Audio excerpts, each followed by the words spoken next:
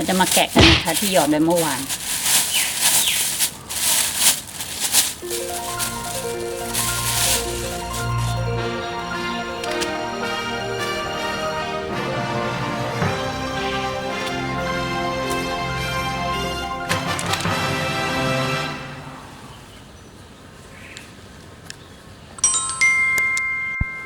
มาแล้วนะแล้วก็จะมาซักน้ำเปล่า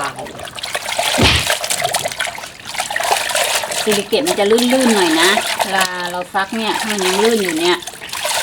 แล้วก็เอาน้ำส้มใส่ชูใส่ในถังแล้วก็ซักน้ำส้มเพื่อไม่ให้มันลื่น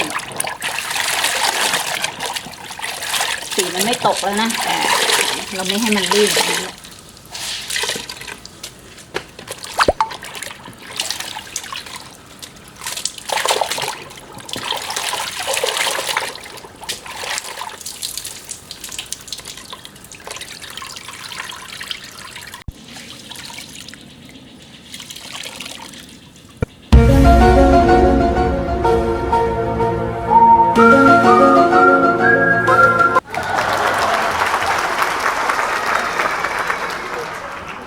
โอ้พระเจ้าจอร์จมันยอดมาก